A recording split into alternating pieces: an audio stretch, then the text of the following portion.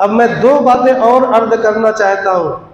एक बात तो ये कि हमें अपने आमाल व अखलाक को बनाना है, एक बात ये ज़रूरी है। और अभी हमारे आमाल व अखलाक बने नहीं है, अभी उनको बनाना है। उनका जो फ़र्ज है वो अहले सियासत जाने, उनका जो फ़र्ज है वो अहले सियासत जाने। हमारा पैगाम मोहब्बत है, जहाँ तक पहुँचे। हमारा पैगाम मोहब्बत है, जहाँ तक पहुँचे। हमारे अखलाक और हमारे आमाल की बुनियाद ये होनी चाहिए। यानी मैं ये कहना चाहता हूँ कि हमें पूरे मुल्क में नफरत के इस माहौल में मोहब्बत के पैगाम को आम करना है, मोहब्बत की हवा को बढ़ाना है। आप कहेंगे इस हालात में आप मोहब्बत की बात करते हैं, जब मुसलमानों की मॉब लिंचिंग की जा रही है, जब ट्रेनों में उनके ऊपर गोलियां दागी जा रही हैं, जब बिला कसूर मुसलमानों के घरों को मुनहदिम किया जा रहा है, जब इनकी जालिमाना गिरफ्तारियां की जा रही हैं, जब भीड़ें जुट कर इनके दुकानों को तोड़ देती हैं, इनके घरों को नजरे आतिश कर देती हैं, ऐसे माहौल में आप ये क्या कह रहे हैं कि हमें मोहब्बत के पैगाम को आम करना है? कैसे मोहब्बत का पैगाम आम होगा? बात समझ में तो नहीं आती। ऐसा लगता है कि हम भी अपने भाइयों को चढ़ाकर सड़कों पर निकल जाएं और इंतकाम लें उन मुसलमानों का जो मजलूम हो गए, जिनके घरों को ढह दिया गया, जिनके बच्चों को मार दिया गया, जिनके औरतों की इज्जतें उतार दी गई। हम उनके लिए इंतकाम लें। और आप कहते हैं हमारा पैगाम मोहब्बत है, जहां तक पहुंचे। इस मोहब्बत के पैगाम को किस तरीके से आज के माहौल में हम पहुंचाएंगे? उसी के लिए मैं ये अर्ज करना चाहता हूँ कि नंबर एक, हमारे आमाल व अखलाक का बनना सबसे नंबर एक पर ज़रूरी है। और वो आमाल व अखलाक कैसे होंगे, ये जो मैं दूसरी बात जिक्र करने लगा हूँ, ये उसी की रोशनी में आपको समझ में आएगा। अल्लाह तबारक व तआला ने इरशाद फरमाया, वकातिलू फी सबीलिल्लाह, वकातिलू फी सबीलिल्लाह अल्लज़ीना युकातिलूनकुम वला तातदू इन्नल्लाह ला युहिब्बुल मुअतदीन।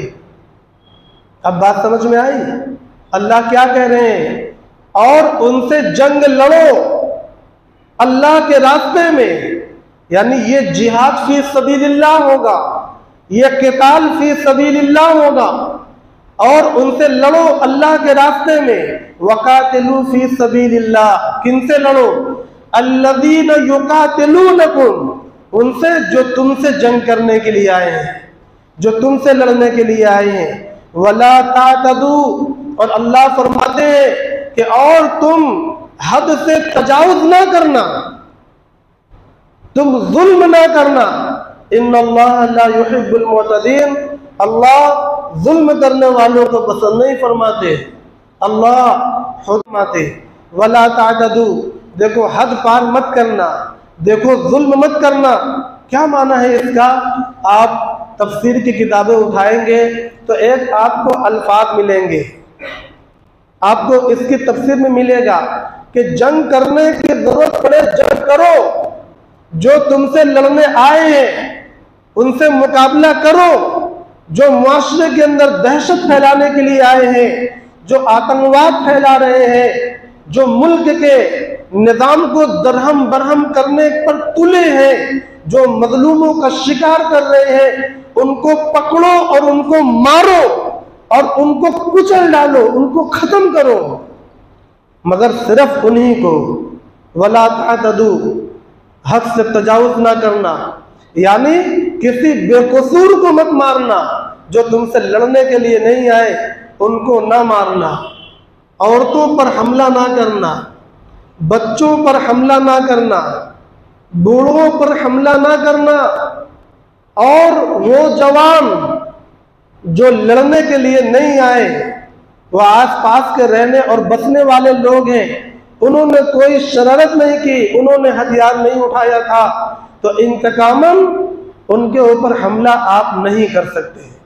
मैंने जो शुरू के अंदर तमीज़ बतलाई कि हमारा जो भी अमल हो, हमारा जो भी अखलाक हो, या अल्लाह के जिस हुक्म को हम पूरा करना चाहते हो, उन हुक्मों को अल्लाह के नबी सल्लल्लाहु अलैहि वसल्लम की सीरत के मुताबिक पूरा करना ज़रूरी है।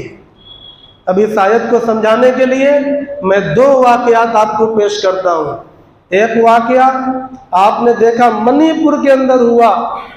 मणिपुर के अंदर एक मखसूस तबके पर जुल्म किया गया और जुल्म करने वाले हिंदू हैं। उन्होंने आग लगाई और 200-400 इबादत गाहों, चर्चों को तोड़ा। उन्होंने बहुत से नौजवानों को, बहुत से बूढ़ों को, बहुत से बच्चों को और बहुत से औरतों को कत्ल किया। और आपने ये भी देखा, जो वीडियो सामने निकल कर आई, कि 2 नौजवान लड़कियों को मादरजात बरहना करके, बिल्कुल पूरी तरह नंगा करके उन्होंने रोड पर घुमाया, उनको दौड़ाया और घुमाते घुमाते, दौड़ाते दौड़ाते उनके साथ बलात्कार किया। जब उन लड़कियों के बाप ने एहतजाज किया, बचाने की गुहार लगाई, तो लोगों के सामने उसके सर पर गोली मारी। जब उसके भाई ने मुज़ाहमत की, भाई को गोली मारी। जब उन लड़कियों ने गिड़गिड़ाया तो उनकी इज्जतें तार तार कर देने के बाद उन दोनों के सरों में गोली मारी और वीडियो बनाकर गोली मारी। ये क्या है? इसको क्या कहेंगे? आप जो भी इसको कह लें, मगर इस्लाम इसी के खिलाफ है। मैं सिर्फ ये बतलाना चाहता हूं, एक वाकया ये हुआ, जिन्होंने अपने मजहब का वहां प्रचार किया कि ये हिंदुत्व क्या है, ये राम साम्राज्य क्या हो सकता है, उसकी शक्ल ये है। आने वाले वक्त के अंदर कि जो तस्वीरें सामने आ सकती हैं, कौमों के साथ जो उनका रवैया और बर्ताव हो सकता है, उन्होंने उसका एक नमूना वहां पर पेश किया है। और दूसरा वाकया मेवात के नूह के अंदर पेश हुआ। वहां पर दहशतगर्द अपना झंडा, अपने नारे लेकर आए और पहले ही से ऐलान कर दिया था कि तुम्हारा जीजा आ रहा है। वहां पर मुसलमान मुनज़्ज़म हुए और मुसलमानों ने दिफा किया, वक़ातिलू फी सबीलिल्लाह, इस हुक्म को पूरा किया। मगर हुक्म को जैसे पूरा करना है वैसे ही पूरा किया। वक़ातिलू फी सबीलिल्लाहि अल्लज़ीना युक़ातिलूनकुम वला तअतदू, इसको उन्होंने छोड़ा नहीं, उन्होंने मुकाबला किया और बल भर को मारा। मारने के बाद जो रिपोर्ट सामने आई, उन मुसलमानों ने एक भी बेकसूर को नहीं मारा। पड़ोस की तमाम औरतें जो गैर मुस्लिम है वो महफूज है और मुसलमानों की पहरेदारी में। वहां की मंदिर के अंदर 100-200 लोग फंसे हुए हैं और बाहर मुसलमान पहरा दे रहा है। मुसलमान के घरों के अंदर गैर मुस्लिम पनाह लिए हुए हैं और मुसलमान पहरा दे रहा है। मैं यही समझाना चाहता हूँ, यही वो अखलाक है जो सहाबा के थे। जब इस्लामी फौजें किसी मुल्क में हमला करती थी और उनके जुल्म को खत्म करने के लिए उनका मुकाबला करती थी, तो मुसलमानों का एक खास तरीका था कि सिर्फ उन लोगों से लड़ते थे जो लड़ने के लिए आए हों। ऐसा नहीं है कि घुसे और सब्जी वालों को पीट दिया, ठेले वालों के ठेले को गिरा दिया, गुमतियों में आग लगा दी, मकानों को ढह दिया। ऐसा कुछ भी इस्लाम ने कभी नहीं किया। और आज भी हमें इस्लाम के इस तरीके को समझना होगा। जब अहले सियासत ही ये कह रहे हो कि विवाद हो सकता है, ऐसे हालात के अंदर हमें मुनज़्ज़म होना होगा। और हमें मुनज़्ज़म किस तरह होना होगा कि सबसे पहले अपने दिलों से मौत की कराहियत को निकाल दें, दुनिया की मोहब्बत को निकाल दें। और नंबर 2, अपने आमाल और अखलाक को मोहब्बत वाला बना दें। हमारे आसपास के बसने वाले गैर कौम के तमाम अफराद हमारे आमाल और अखलाक से मुतमईन हो, हम उनको मोहब्बत बांटें, हम उनको प्यार दें, हम उनको हिफाजत दें, हम उनको इत्मीनान दें, हम उनको ये बतलाएं कि हम डाका जन नहीं है, हम चोर नहीं है, हम किसी भी एतबार से नुकसानदेह नहीं है, हम जमीन पर हैं तो जमीन के लिए फायदेमंद लोग हैं। हम इस बात का यकीन लोगों के अंदर पैदा करें। इसी को मैंने कहा हमारा पैगाम मोहब्बत है जहां तक पहुंचे।